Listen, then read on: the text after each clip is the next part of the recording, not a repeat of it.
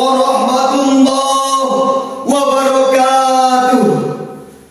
Alhamdulillahi rabbil alamin, wassalatu wassalamu ala asrafil anbiya'i wal mursalin wa ala alihi wa sahbihi ajma'in. Amma ba'du.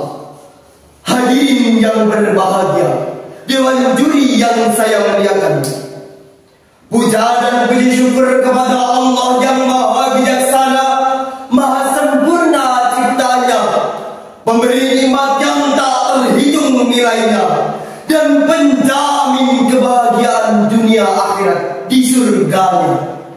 Salawat dan salam kita curah limpahkan kepada sang pemuda, penebar nilai-nilai keteladanan, mengangkat harkat kemanusiaan, menjunjung tinggi martabat kebangsaan, dan merajut kedamaian. Beliau adalah Nabiullah Muhammad sallallahu alaihi wasallam sebagai suri tauladan.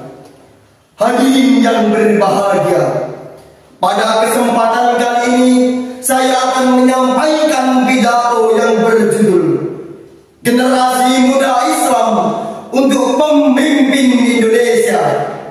Hadirin yang berbahagia, dewan juri yang saya muliakan, kita tentunya masih ingat peristiwa-peristiwa yang telah terjadi di negeri tercinta ini. Potret moralitas bangsa tampaknya masih melukiskan hal-hal yang suram. Ibu Pertiwi menangis tatkala menyaksikan pola tingkah dan sepak terjang putra-putrinya. Perilaku buruk sejumlah oknum polisi dari pangkat tamtama hingga jenderal yang ternama.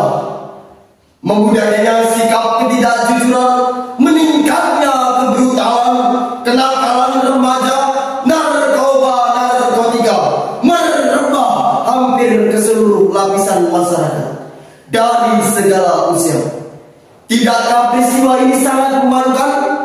Saudara-saudaraku yang tercinta, sementara sang proklamator kita Bung Karno berkata, beri aku 1000 orang tua, niscaya akan kucabut Semeru dari akarnya. Beri aku 10 pemuda, niscaya akan kuguncangkan dunia. Dari pernyataan Bung Karno ini dapat kita pahami bahwa nasib bangsa ini ke depannya ada di tangan mereka para pemuda.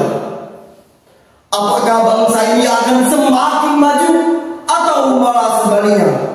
Semua itu ditentukan oleh para pemuda generasi bangsa.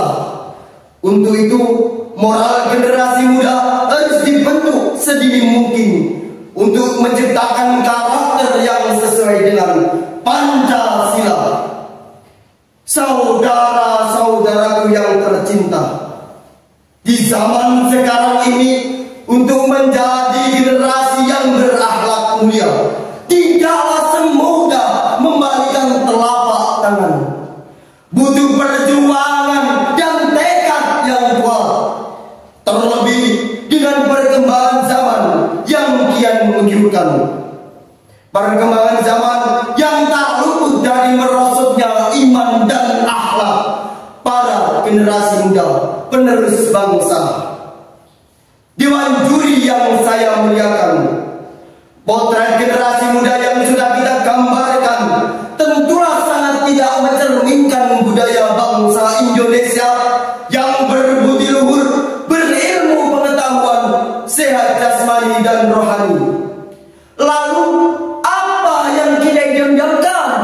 Yang kita harapkan adalah generasi yang cerdas, sehat dan berakhlak mulia.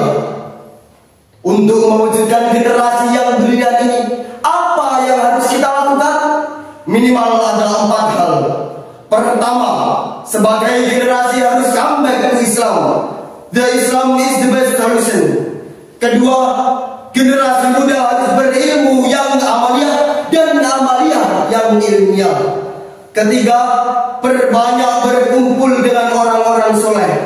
karena dengan kebaikan akhlaknya akan menular kepada kita. Keempat, jaga hati agar selalu terhubung kepada Allah dan istiqomah dalam ibadah. Saudara-saudaraku yang tercinta, mudah-mudahan kita semua menjadi bagian dari insan yang menyelamatkan generasi masa kini dan menjadi harapan masa depan. Karena mereka tumpuan kita semua. Syekh Mustafa Al-Hulayani berkata, "Inna fi yadi subhani amrul ummah wa fi aqdamiha hayataha." Sesungguhnya di tangan para pemuda urusan umat, dan pada kaki-kaki mereka terdapat kehidupan umat. Para pemuda dan pemudi negeri yang tercinta, masa depan bangsa ada di pundak kita. Mari bulatkan tekad untuk membangun negeri ini. Rapatkan barisan untuk menjaga perdamaian. Gandengkan tangan untuk mensejahterakan kehidupan. Hadirin yang berbahagia, Dewan Juri yang saya muliakan, demikianlah yang dapat saya sampaikan. Kurang lebihnya mohon maaf, dan kepada Allah kita mohon ampun dan pertolongan. Ihdinas siratal mustaqim.